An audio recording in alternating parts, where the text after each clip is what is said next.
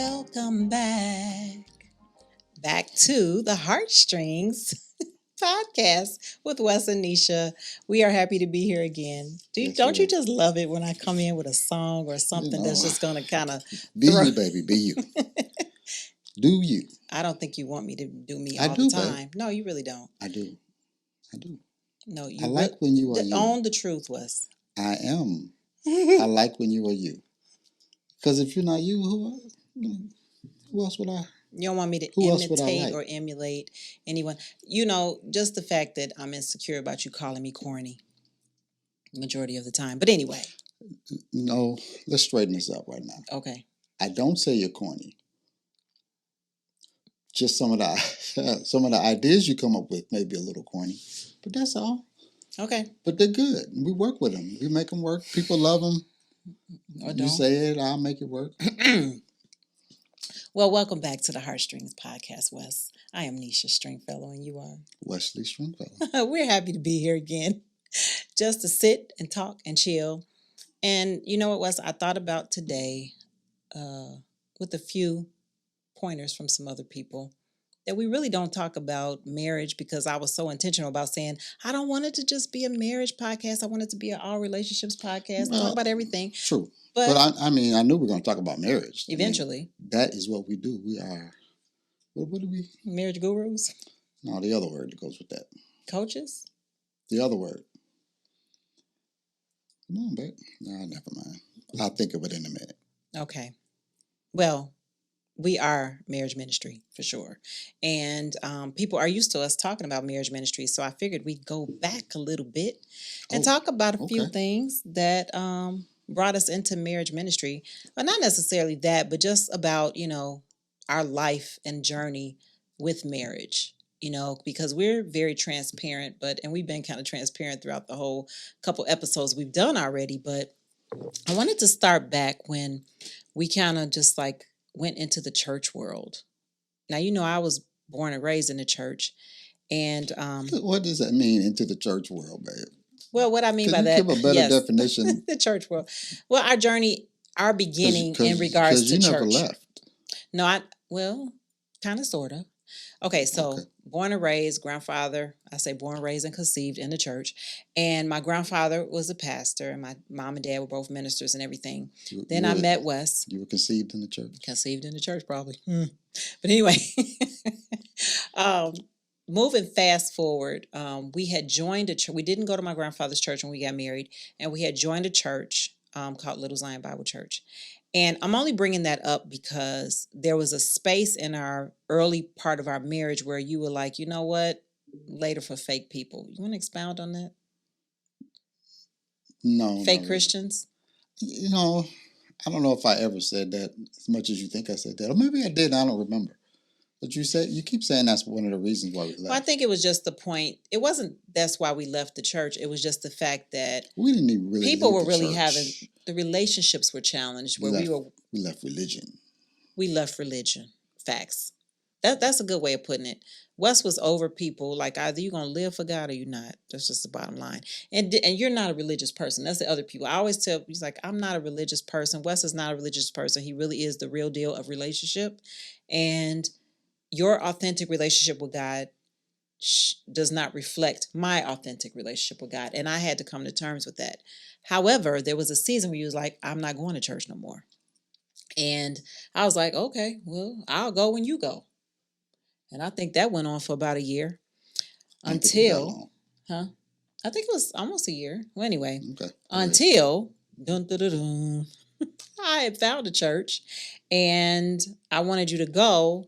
And I was carrying the kids back and forth to church. And one day I just, for those of everybody that thinks we just we never have any form of conflict, it's very rare. But when we do have it, boom, boom, boom. We conflicted a lot. We did. We just didn't let it linger on. And that's true. Go on to places where you can't talk to each other for 2 and 3 days and stuff like that. I tried. You just didn't let it happen. Oh, yeah, I would not. Peace, be still in my sleep. So I kept him awake until we got it right. That's just the bottom line. Anyway, never go to bed, man. You would glare at me in the middle of the night. I'd be sleeping and all of a sudden my forehead would start burning and you'd be just, it's I'd like, were be you willing me awake or something? I'd be your boy on the X-Men beaming down on you. Wake up. Wake up. Anyway. I'm like, babe, we could fix it in the morning. Mm-mm. But the truth is we did vow not to go to bed mad. Now, it didn't mean that we were like chummies, Right. but It's the difference between, and I think people kind of mix that up. It's not necessarily going to bed mad, or you have to fix whatever you're arguing about. yeah. That's not really that's not what that means. What that means is you've agreed to table it and either get with a wise counsel or keep figuring it out in the morning. Right. But at some point, you do go to sleep, Neesha. Pinky toe love. Come on. We had a pinky toe love. We got a touch. So I got to wait. And that's West's way of saying he's sorry anyway. He come an inch over. No, I say the words. I say, baby, no, I am so never, sorry never for the way I spoke to you. I wish it was like that. I am so sorry. And words, I'm a words of affirmation you? person. So those words What of is wrong affirmation, with if me? I'm sorry, they would have went a long way. We could have ended it right away. But you're a stubborn Joe. And you hold on. Till one day, I was so frustrated, you all. You won't believe this. I threw something on the coffee table and the glass shattered everywhere. You remember that? Yeah. And why was I mad like that? Because you wouldn't go to Because church. I wouldn't go with you that morning. To church. Yeah, I said, I'm not a single mother. I'm not going to church by myself. We have had some interesting journeys along the way. And I think it'd just be fun just to talk about some of them, reminisce. But I never thought the glass was going to break on that table. But I think that I was so passionate about what we had. What did you throw at it? Well, you didn't think it was going to break. I can't even remember. I think you threw, I don't know. Cell phones weren't invented yet. I think yet. it was like some type of artifact we had made out of granite or something. And I threw it down and ooh-wee. Then I left, didn't I? And went to church. That was 100 years ago. How am I supposed to remember what you did? Anyway, good times. But one thing is we never lingered with our conflict. We literally got it right. I was always the one that made peace. Not the truth. No? You had to, what'd you do? Girl, I fixed you. I adjusted your attitude. Okay. I'm going to let you have that. You know, we teach that. We do teach it. But because saying, I'm going to let you have that, is not letting them have it. It's being patronizing? Yes, it is. Okay. So don't patronize me, woman. Okay. All right. So with that being said, I just think about the early years of our relationship and our marriage. And there were some challenges, not necessarily with us, but with outside of us, which had to do with us, kind of, sort of, right? What are you talking about, babe? Well, I think some examples are the fact that I was very insecure, and a lot of my own emotional triggers were out of fear for the relationship. So you're just talking about within our own personal little space. In our own personal little space. And so just really me being confident. You used to really get upset when I would for lack of a better word, dummy down or become intimidated by other people. But that's so amazing that you're just so confident. I didn't grow up with that. Why is that an amazing? I don't know. Here's what I've learned in life. Confidence is a very attractive trait. Do you agree? Is that why you were attracted to me? Because I was not confident. You might have been. You came up them stairs and dropped that purse on purpose. We're not going back into that. We're not going back into that. But you look confident. You look like you were about business when I met you because you would leave there and you were going straight to school or work. Mm-hmm. So you kind of dressed business like. Mm-hmm. Really, you didn't know it wasn't business. It was church. It was everyday. It was everyday wear. But anyway, you liked it. So anyway, but back to the story of just our journey. Some of the things that I appreciate about you is the fact that I really wanted to go to beauty school. And because our life was in fast forward, you were like, I was working a little part-time job and you were like, you know what, babe, go ahead. You can go to beauty school. And that was probably the turn of the century for me. Yelly, I was pregnant with her when I went to beauty school, and then after I had her, I went back. But I remember, I remember when I was pregnant with Yelly, and I had thought I had food poisoning. Well, I had food poisoning. It was salmonella food poisoning, but I didn't know I was pregnant with Yelly because I was taking birth control pill. And what happened? I went to the emergency You went to the room from the doctor, salmonella poison. and They said, your baby's doing just fine. you said, "What, baby?" I said, what baby? I'm not pregnant. They said, yeah, you're 3 months. Wow. I didn't know. Do you remember those times? Do you remember? Do you remember the baby shower I had? The people at the beauty school gave me? Oh yeah, yeah. Where'd you drop me off? I don't remember. I don't remember where it Oh was. my God, it was Somewhere on South 47th Street.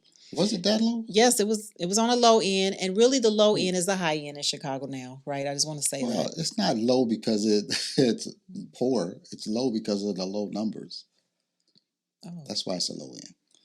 Are you from Chicago? yes, I am. Just check it. That's embarrassing. Well, anyway, one of my friends, associates in beauty school, said, "We gonna throw Neesha a baby shower." And I was just like, Wes, they want to throw me a baby shower. And we were surrounded by a lot of people during that time. Are you talking about the people from your school? The people Your from I classmates? went to John Amico, and the classmates that before I left to have Yelly, they were like, "We're gonna throw you a baby shower," and it was around Valentine's Day because Yelly was born March 7th. Shout out to Yell, March 7th. Anyway, Did you get any gifts? I think they were just having a party just to have a party. they was having a And party used you just to as have an a party, excuse. and I never had gone to like a party. I mean, I'd been a few places, but I hadn't been to a party. So A house party. it was a house party, and when I got there, the house was still a mess, and it was like it wasn't in order, and it didn't look like a baby shower. It looked like maybe they were getting ready for a party. So a few people came. I was on time, and I'll never forget this, Wes.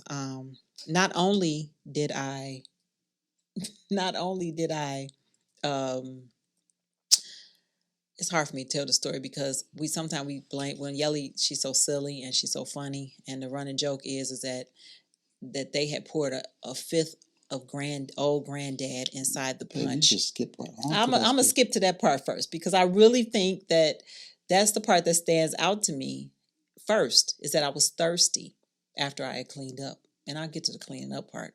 But the point was I was thirsty, and then they yelled out, "No, Neesha, that's not your punch.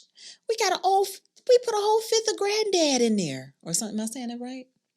And I didn't know because I said it doesn't taste like alcohol. They were like, "Oh yeah, it's some definitely alcohol, but I guess old granddad you can't taste." That was How many months were you then? Do you remember? I was 8 months. Mm. Yeah, I was 8 months Yeah, pregnant. that's what's wrong with yelling right That's there. right there. It's, sorry, Jarrell. Anyway, um, and then before that nice little drink that I had that I didn't know was alcohol, I decided to help clean up. So it's Valentine's Day, nice roses sitting in a nice vase, but they were dried out because Valentine's Day was over. I think it was a week and a half after Valentine's Day they gave me the shower. And when I tell you that it was leaves all over the table, it was paper, so I stacked the papers all neat. I asked for a garbage bag. Can I get a garbage bag? I'm gonna help you out. Okay. I took the garbage bag, I cleaned everything off the table, including those dry leaves. Only to find out maybe about 30 minutes later, my friend came up screaming, talk about who stole, should I say the name? I don't think anybody knows who Mo is. Who stole Mo's reefer? Who stole Mo's reefer? Who stole Mo's reefer? And he got to come up here with his gun. He gonna bust some stuff up. And I was shattering at that point. I was afraid. Wasn't no cell phones. I couldn't call Wes because he said he was just gonna be in the neighborhood. I don't know where you went, but I was traumatized. And a few of my friends had came over, and I didn't know. I said, "Well, all I did was cleaned up the dried leaves on the table." She said, "They were sitting right here." I said, "Yes." I had threw it back. By the time she went through that big, hefty garbage bag, she pulled out a whole bag, sandwich bag A dime of bag. dried Dime bag. leaves. But back then it's probably a dime. Well, I don't know. It was a lot of little leaves. And she picked out every single one. What is wrong with me? But I didn't know. Do you have something to say about that? Because you told me not to say anything about you. Okay, go ahead and say No, it. I don't have anything to say about you. You didn't know. Just But cleaned up. just the naivety, if that's the word. I was very naive about a lot of stuff in marriage, in relationships, about what I would call it is worldly stuff because I grew up sheltered, and most people would say, "Well, why are you calling it worldly?" Well, you in the world, but you're not of the world. I knew the word. I just believed in doing things to follow God's ordinance. Now, I'm gonna just say that could be very controversial in this day and time because religious people are about the do's and don'ts. The relationship people is so much love for God that you literally are like, my desire is to live for Him and not to do things that are not pleasing in His sight. And we won't get into that, but I just wanted to share that story because we walked through some really tough times, but then even early on, some really naive times. I did, and you were like, "You didn't know, Neesha." You did say that to me. I'm like, "Well, Okay. how was I supposed to know? We wasn't sitting around smoking weed." I don't know. But you would have known. I would have known. I wouldn't have claimed. I think I would have been able to tell the difference between somebody's pile of No, no, weed no, and no, some no, no. and some roses and No, dead no, no, leaves no, no, sprinkled no. around. Wes, it was spread out over the table with papers and everything like that. It was not like in one pile. If it was in one pile, I would have known. Well, anyway, Okay. fun times. I think about that. I think about the times that people lived with us. Why did you let everybody live with us? Why did I let him? Why Wes, did you let him? you had to give permission to everybody. Why did you let him? I cared about them. First of all, which people were they? My family, my friends, spent the night on the weekends, my loved ones, church people, my grandmother. I mean, I could go down memory lane. I won't sing it to you. I think our house has always been an open house. That's just the way we were. I don't have a problem with that actually. There are some times when I enjoy just the two of us, but I've always wanted a big house and come on in. Come on in and come stay a while. Just on your side. Don't come stay in our room. Right. Well, I think that our home has always been a safe place. And I think that through our marriage, we've created safe places for people to feel comfortable, to feel loved. And because that's the way we like to feel. You know what I mean? Well, for me, I only have one sister. So it was just the two of us. Then when I came to the family, it was a bunch of us.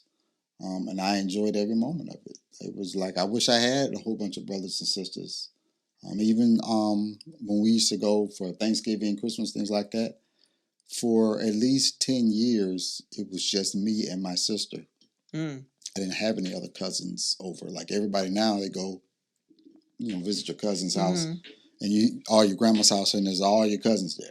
Well, it was just the two of us for at least 10 years. Then I finally got a baby cousin, then another little cousin. But even then, they were still very much, a lot younger than us. So it wasn't like we were really hanging out. Yeah, but one of the things that I love though is that my siblings became your siblings. Your sibling became my sibling. Shout out to Jana Marie. Mm-hmm. And then also your cousins became my cousins. I think I just really had embraced that side of your family because when you had made a decision to say you were going to marry me, I mean, I fell in love with all your uncles and aunts, all of them. I mean, I still love them to this day because it wasn't in-laws. They're very inclusive. Or they Yeah. will include you. Even if you're not blood or whatever, or married, if you're just a good friend, you are part of the fold. You're in the family. We would have a picnic every year, and it was literally called the Mims. Was it even Mims? Family and Friends? No, it was just Family and Friends. Family and Friends picnic. Yep. Meaning it started out as our family, but everybody in the family has got close friends, family, which you preach about that, family, and they would come to the picnics as well. I didn't really preach about it. Okay, you did. Anyway, I think we have always adopted family in our relationship, which I think was a big part of keeping us strong too, because we had to be accountable some kind of way.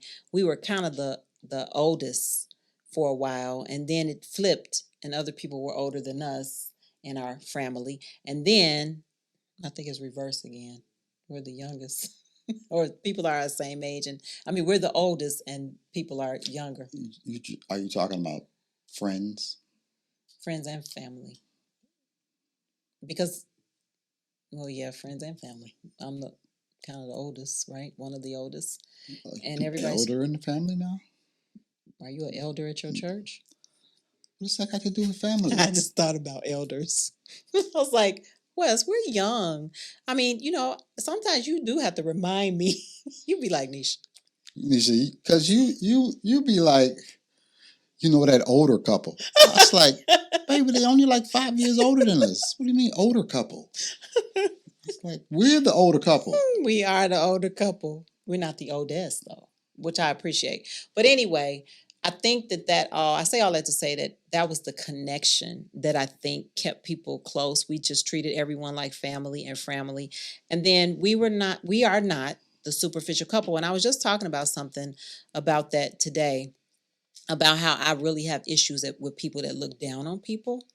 Um, I do know that I went through so much in my childhood of different areas that it affected how, or it would trigger me to think that you were like attacking me, or your managerial tones kind of like affected me. But it wasn't that, it was my own insecurities. And I really had to get some help for that. I really had to say, hey, I'm a young parent, I'm a young wife. I have to come to terms with it. I'm not going to know it all, even though I helped raise my siblings, right? Because they were still young when we got married and stuff. But I didn't realize how much, I guess, I skipped over because of having to start a young family. And I think that is where I started noticing, or you noticed, that I needed to get some counseling for some of the things that I probably hadn't dealt with, which I thought you had needed some counseling too, but your personality just didn't speak to you having a lot of. Why did you think I needed counseling? Just because of my childhood? Yeah. I mean, you had a good childhood, you said, but it still was, some experiences like with your dad that. It was one experience, and he left. And and he left. I don't know if I can remember being sad maybe one day, and not because I didn't care. You said one day. But I'll tell you why. I always assumed that he would come back, or I would see him again, things like that. Until we moved, and I remember we moved from the south side to the north side. And in my little young brain, I was like, we're moving. He'll never be able to find us. And that hit me. But that was the only time. Other than that, it's like I always had some type of hope. And I never had a void because I had plenty of uncles who stepped in, and whatever a father is supposed to give you, teach you, guide you, rear you up, discipline you. I had plenty of uncles who stepped right up with and no they were problems. Your dads, right? All four of them, right? Or five, or six. You got to include Uncle Yeah. Stevie and Uncle Yeah. Al. Yeah. And so they had no problem, and my mother relinquished all discipline to them with no issues. So whatever they were dishing out, I was getting. Yeah. And I'm glad, because I think I am grateful. How about that word? Because Wow. I know that I would be starving and without a house if it wasn't for them. So. Yeah. And we would have had to pay a lot of money in getting the oil change, getting on top of the roof and How fixing about the all leak. car repairs? I was in high school changing brake pads. Wow. We never had to change. We never had to go to pay. You changed the brake pads for as long as I can remember. Yeah. I still do. You change other people's brake pads change. too in our family. I do. And I changed some of your friends that you volunteered that I could do. Oh, I sure did, didn't I? I'm like, don't They ever paid do you that. though. They paid you. That's not the point. I'm not a mechanic. Okay. Don't volunteer. But you are a mechanic. I am not a certified mechanic. Okay, there you go. Why do I say that? Because I don't have all the tools for every single car. And if I'm changing somebody's brake pads and the lug breaks off, they're not going to be like, oh, don't worry about it. They're going to be like, you broke the lug. I'm like, well, I broke it because the nut was seized on there, so I couldn't get the lug nut off. Things like that happen. That's why I don't do mechanical work for other people. I do it for me. And your family. Word to the wise wives. Don't volunteer your husband for stuff unless you ask him first. Because I made a lot of those mistakes. I'd be like, Just because you have a compassionate heart. thank You you. want to see them paying $600 to get $30 worth of brake pads done. My God, today. That is exactly the truth. And I guess that's the other mistake that I think that I guess the learning experience that I learned was that, you know, I just wanted everybody to have the good of what I had. Is that crazy? Like It is. I wanted everybody to, it's probably still to this day. I want everybody to experience the joy. Even I was talking to my sisters the other day, and we were talking about how you sit in the season you're in, even if it's not the best season, even if it's a learning season. And I'm like, well, I have hope that the season's going to change. So I'm looking at the glass half full, and not that they're not, but it's saying sometimes God wants you to sit in a season to learn some things, to hear from Him. And I'm probably that person that's saying, God, what's the lesson in this? Let me learn it and keep it moving. And I understand that's my personality. It I is. I like to like say, okay, what's the brighter side of this? But I don't think it's a bad thing. I think God has made us all that way for a No, reason. it's not a bad thing. But you have to be careful because when people are pouring out their heart, they don't necessarily want you to, well, just do this, do A, B, to C, to D, and I don't, well, maybe you should look at it this way. It's like, how about just look at it the way that they're talking about it and say, okay, babe, I'm sorry that that happened to you. Yeah. That's a terrible thing. Because sometimes that's what they want to hear. Yeah. They don't want Coach Neesha come in and try to fix it all the time. Well, now coaching is not fixing. There's a difference. They may not want to fix her. But I do want to say this, though. I have grown and I've learned from that, and I've learned how to be a listener. But also, I realize that people when you come to somebody like me, like when people come to us for marriage and they say, Neesha, I'm getting a divorce. I'm like, well, you wouldn't have came to me. You wouldn't have called me in West. That's just the truth. Because 9 times out of 10, there's something you're telling me about this that you want me to know in hopes that something could change. Because why would they come to the doctor if they don't want to be healed? Right? Doesn't that make sense? Sometimes. For, I think for your girlfriends or people on that level. But sometimes it's family. Sometimes it's a younger member. Sometimes they don't want you. They don't want you to give them another way to look at it. Then that is an error to try that to I make have. them feel better because you just don't want them to feel bad. So you're going to do and say whatever you have to so that they won't feel bad. To encourage. Okay. So they won't feel bad. To strengthen. But you know what? One Deborah always tells me this. My sister Deborah, she would say, you always know how to flip that thing around and make me know that somebody else is doing worse off than me. And that's true. And sometimes you don't want to hear that. But it's like, but at least you're not this. This is this, but at least you're not this. And I realized that does that is funny. That does not help. If I was like, hey, my arm is, I got what's it called? Tendonitis. Tendonitis. I can't even bend my elbow. Then you would be like, well, at least you got an arm. That's kind of encouraging you do. No. For you, I'd be like, oh, what's the matter? Is it your left arm?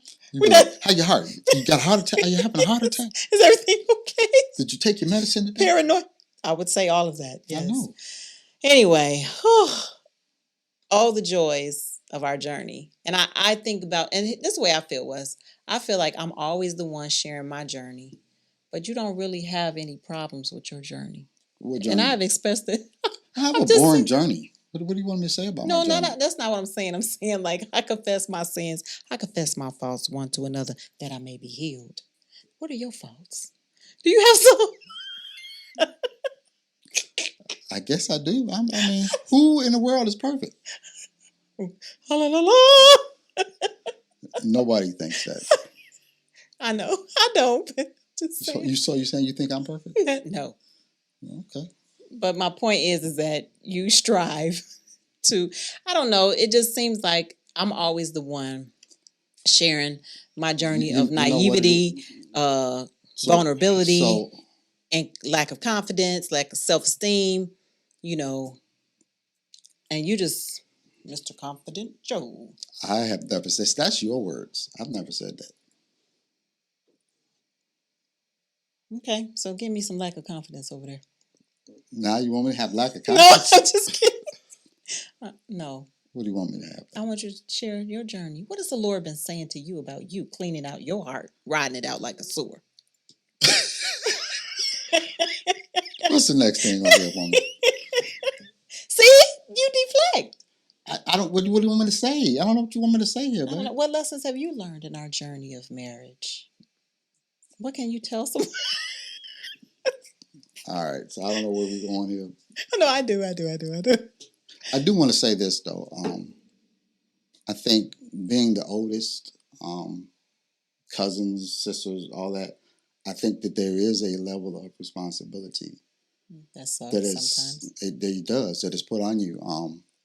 Because like I have a younger cousin, and I guess, well, not I guess, I know that he looked up to me as a big brother. Mm. And you know, he appreciated that relationship. Mm. But then being married at 20 with a baby and another one on the way, it's like I got to figure this life out. So I went to figure my life out. And in the process of me going to figure my life out, he felt like I just kind of left him and kind of abandoned him, which I didn't do intentionally. I did it, but I didn't do it intentionally. Like, I'm sick of you. I'm going over here. It's just like, I'm 20 years old. What does a 20-year-old know? I want to ask you a question though about that. Did you really think like I got a baby on the way? I've got a son already. I have to figure this out. No, no, Was no, that no. a thought of your No, in no, no, your brain? no. I had a baby on the way. I was married. I was 20 years old. I was figuring it out and working it out, trying to get our apartment together. We were living, where did we start out? In your mama's attic. Mm-hmm. Moving finally, when the apartment came available, we moved into our apartment. Trying to figure out work, get a job, insurance, all of that. That's like, that's not like, you're figuring life out. Yeah. You don't have to say it to figure it out. That's what I was taught my entire life. But you know what else? When you come around and you look like you have it all together, then it gives people an illusion that you don't have struggles. When did it look like that? I'm just saying, like, Well, I mean, first for of all, holidays, we came around for holidays or different things like that. You come and it's just a good time. so yes, and these are life lessons that you learn because you don't know how you affected or what you've done to people, and you don't know. You really don't. You think everything is good. I think I'm good. I think you're good. Yeah. I think everybody's good. And then you find out I wasn't good back then. I was left. I was whatever other emotions and things were attached to that. Now, hindsight looking back, I definitely would have made some intentions and some investments, and I would have been intentional about it. But I'm 20. I didn't know anything. But what do I know about raising anybody? I know we're going to eventually get to this, probably not this time, but I think that we had created another community or a community took us in a church, and I really appreciated that community, but I think we spent so much time with that community and I dragged my brothers and sisters along. And I do remember a season where I tried to even bring all your cousins and everybody along with us, and not because I just wanted them to be stuck in the church, but I wanted them to experience this great community that I was experiencing. And I wanted everybody to come along. And I remember this so vividly of going to pick them up and taking them to church, going to pick up my siblings. And we all became a part of this big community church. To one time, one of our uncles thought we was in a cult. And it wasn't that we were in a cult. It's just that we were being trained to be leaders, to be really honest with you. We were being trained to be leaders, and we were being groomed to be in ministry, and we didn't even know it. I think it just happened. It was training for service, and we didn't know it. We didn't realize that that's the direction that God was going to give us a marriage ministry eventually, and then be over directors and pastors over our Heart Life ministries. And we didn't know where we were going. But if you don't keep community with your family and communication, then you really don't know what they're feeling. And I think that part is what I regret. So one thing I've learned, and I know that these generations coming up, Generation X and Z and all, not X, but millennials, I know one thing that they've learned is they will share what is on their mind. With no problem. They just don't let it ride. With no problem. You know, our generation, we just been like, we're going to work through it, keep it moving, you know. So, really? I think so. Well, I more was. so, go ahead. I wasn't the keep it moving kind of person, though. I had to deal with it. What did you have to deal with? I wanted resolve in every situation, and if I would have known, it's not about the resolve. It's about if you got a bump in the road, you're gonna drive over it and keep going. As opposed to now, here comes a bump in the road. Well, let's look and see what this bump is about. How did this bump get here? Who caused this bump? You know, that's where we are now. And then you share that with somebody else. You know, when you were riding in the car the other day, you went over that bump. It really hurt my back. Yeah. You know, back in the day, there was no conversations like that. We just kept it moving. Yeah, that's true. That's what I mean by keeping it moving. Yeah, and I think just as you're saying that, it just reminds me of our book that we wrote, Reboot Your Marriage, because we talk about dealing with those bumps and communicating about them, whether the spouse caused it or whether it was a cause from your past that is affecting you now. So you don't keep it moving. You have to deal with the root of things. And that's what I'm saying. So I agree with you wholeheartedly. But I think that early on, though, we made some declarations of what we wanted for our family. And I think that we made them not even realizing that we were going to make those declarations. And so one of the scriptures that you love is, as for me and and Joshua, as for me and my house, we will serve the Lord. And when did you adopt that scripture? That's kind of weird that you would adopt that scripture. I want to say that your sister Shauna bought the plaque first. And then when I looked at it and read it and I looked it up, I was like, wow, I love this. And I adopted it as my mantra. Yeah. And I think us giving our life to Christ in terms of a surrendered life, it doesn't mean it's going to look exactly the way somebody else's is. But I think we do everything we can to walk upright before the Lord. You agree with that? Not really. We try. We try. I would never say I say everything we can. No, it's not everything we can. We try and we fail and we get back up and we do it again. Okay, our goal is to strive. Our goal. Okay, that's our goal. No, because we're not perfect. I'm not saying that by any stretch of imagination. Like we do everything right. That's clearly not the truth. I've made so many mistakes throughout the years that even recently some things came up. Kristen shared with me and some other people, and I'm just like, my heart just aches that if I could go back and do it over again, I would do some do-overs. Would you? Well, yeah, but that was 2 weeks ago, show. No, I'm not talking about. But yeah, I understand what you're saying. I got you. I'm not even talking about experiences. Not even like moving forward goals. It's just like in terms of like even having babysitters. You know, everybody can't keep your kids, and everybody can't. You know, you got to just be mindful of everything. That's why I don't fault people that talk about, oh, I need to homeschool or I need to do this. You need to do what God told you to do, what's best for your house, because you know what's best for you. And I think that sometimes that keep it moving mentality of trying to work on the grind and keep it going and keep it moving, I'm reflecting back now saying, I wish I would have done some things different because I knew what I wanted for my family and I thought that was there. And I think it's good still, but I do believe that I just have to trust God through the painful things that rise up later on in life. That's all.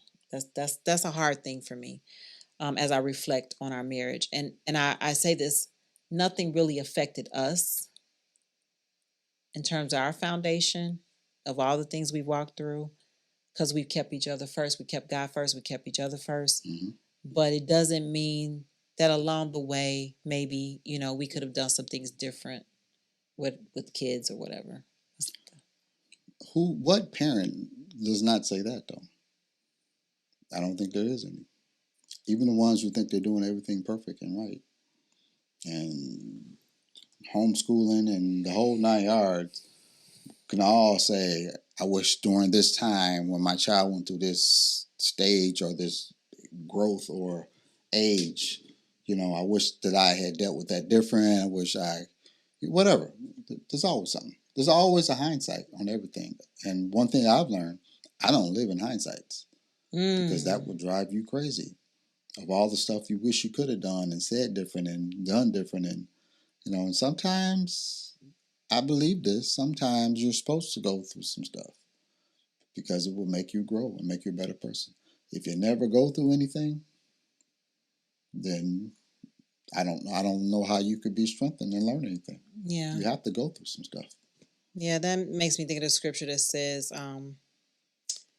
basically, I'm paraphrasing, that trials and tribulation do come. He didn't say that you weren't going to go through, but be of good cheer because there is an overcomer. He's an overcoming power. And I think that I always am optimistic to know that there is hope. As long as there's breath in your body, there's hope. There's hope for healing. There's hope for love. There's hope to see your children's children saved and love Lord. There's hope for healing for addictions. There's hope and healing for so many things. So, but I think that it never has to start yesterday. It can start every day is a brand new day for hope. And I think that that's what I guess I thought about for our marriage and our children, that every day we woke up, it was another opportunity to see the good, to see the better.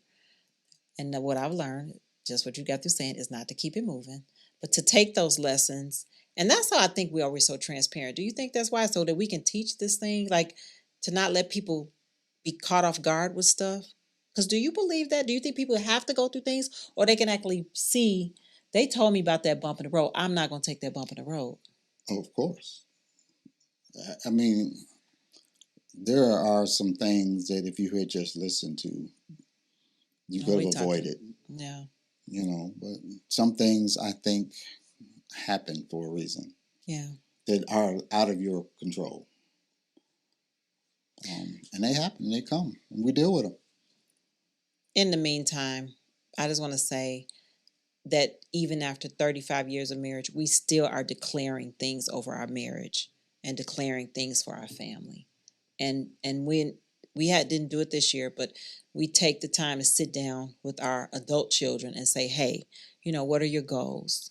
What do you want to see God do this year? And I think that's a gift, to be able to sit down with your family and say, hey, what do you want to see happen? And then to see in 2023 the things that our adult children said they were going to do, how they all just unfolded. And I don't even know if they realize it, but I realized it because I remember sitting down at the beginning of the year saying, this is what I want to do. This is what I want to do. Right. And to me, that's just huge. So I just encourage everybody that may listen to us or listen to our candid conversations, that be encouraged to declare some things over your family, whether you started off young, whether you started off in the middle, or whether it's your second or third marriage. Be intentional about declaring some things over your family. Yep, I agree.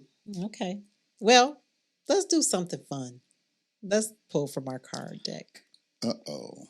Okay. Question. You know what? Is there another box down there? Yes, it is. I don't think we've pulled from that box. Oh, no. I don't know what they're going to say. Let's pull from... No, not that box. It's the clear box. It's a clear box. Oh, yes, I got a clear box. Yeah. Let's pull from the clear box. All right. Because we haven't done these. We did these. These are couple connect questions. Yeah. We've done these. We have 2 boxes of them, actually. So I don't know if these aren't necessarily... conversation. Yeah. So let's do the Rolodex. I'll pull one. All right. So I'm afraid to see what's going to be on these cards.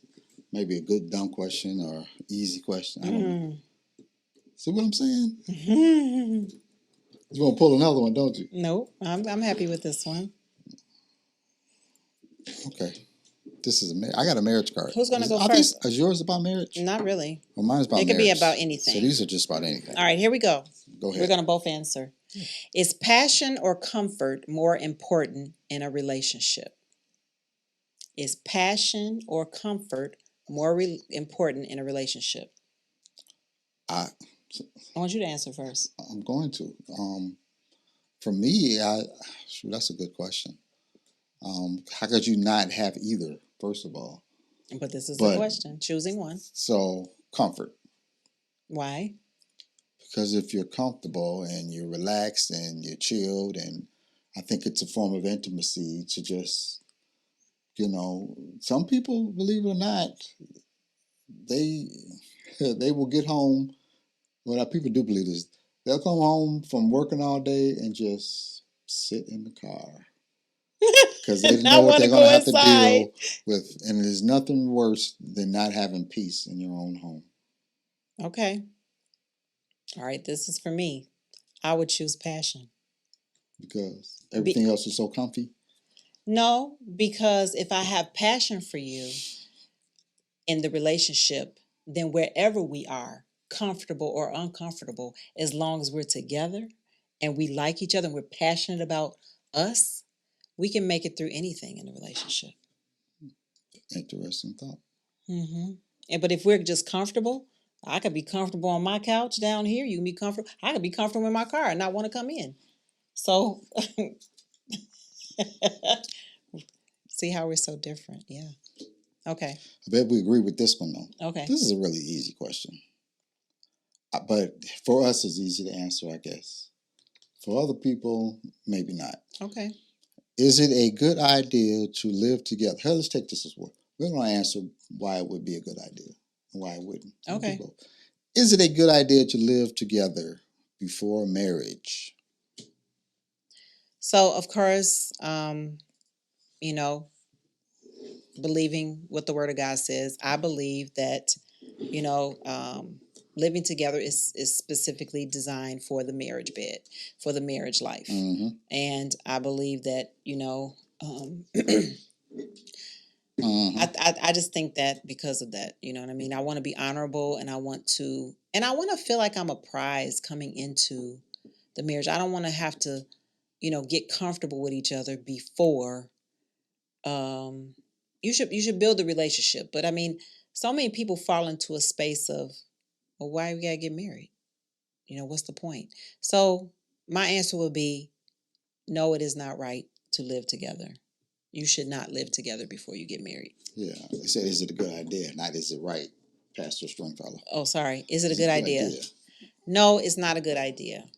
And I'm going to just say that from a standpoint of us counseling and coaching lots and lots of couples. And that's to the point of where people, their experiences, and a lot of people don't wind up getting married or they wind up breaking up because they lost the tenacity of really what marriage is about because they were just roommates. So that's my take. So I'm going to agree with you. And the reason I say that is when you're living together, it's like when you make a deal, there's no skin in the game. It's like, because at any moment you can just pack your stuff up and be gone. Mm-hmm. But when you make a covenant before God and man and the government, there's some skin in the game. There's some stuff that you think twice. Maybe I need to make this work. Maybe I need to work a little harder. Maybe I need to be a better me. I think when you're just living together, it's like, yeah, if it don't work out, deuces. Move on to the next. There's no skin in the game. A lot of people are like, well, don't you want to live with somebody before you have to live with them for 30, 40 years? I'm like, well, I think that's the journey of marriage. If you, I don't think you have to necessarily live with somebody to get to know them. Because the only thing that's going to change is, I don't know, whether or not they roll the toothpaste up right. Yeah. And I know I'm being facetious, but I think you can know a person before you can meet. You know what I'm saying? I think you can get to know a person before you marry them. Yeah. You don't have to go through a trial period just to see how they are, how they live, or if you're compatible. And that's one of the things that I've heard. I want to know if we're compatible. We're compatible how? Sexually, intimately, financially compatible. Yeah, people want to know. This younger generation, I'm gonna say, I've heard that from millennials. Do you have to move in to find all that out? Just asking. Some people feel that way. I don't feel that way, but some people do feel that way, and I've heard it over and over and over again from generations younger than me, for sure. You think that it comes from a place of fear, from what they've seen and grown up watching? And I say that because, and I like to say this, I take credit for it. It may not be true, but I like to take credit for it. So all of my kids are married, and I don't think there was at any point where they were like, I'm not getting married, because I could see that marriage is the worst. I like to think that they would look at us and be like, you guys make it look good. You know, that's the kind of life I want to strive for. So for me, getting married is just the next step in my journey, as opposed to I mean, you've heard them like if that's what marriage is, I don't want any part of it. I You have know, heard that, but I also feel like there's an attitude to us, which we could talk about for another day, and that is they just want to do whatever they want to do. And sometimes I feel like the next generations want to be just contrary, period. And I feel like they want to have their you own know what? mindset. We're going to talk about that. Not today because we're already pushing up on an hour, but we're going to talk about that because there's some things that I want to say. They may be a little controversial. I know there's a whole generation out there that may not agree. Right. But it's just some things that I feel, and I'm not even going to give a hint of how I feel about it yet. But maybe that's a good topic for next time. We're going to talk about that. Well, I want to say one thing before we go. Go ahead. And maybe we'll get to this at one point or another as we continue our journey, which we're going to have some fun times. But something that really, and I want us to do this for sure, when I was thinking about our journey of marriage and how music takes me back. And I remember, hey, pretty lady with the high heels on, you give me fever like I never ever. And you would put that on in the car when I would get in the car. That's what keeps me fired up is memories of what we have had. It still works for you. It's just a gift of fun, laughter, and joy that we have in our marriage. So thank you. You're very welcome. All right. Bye. Bye. See y'all next time. Bye, everybody. Please don't forget to click that like button if you're watching us on YouTube. And subscribe. And subscribe. And share. Bye, everybody.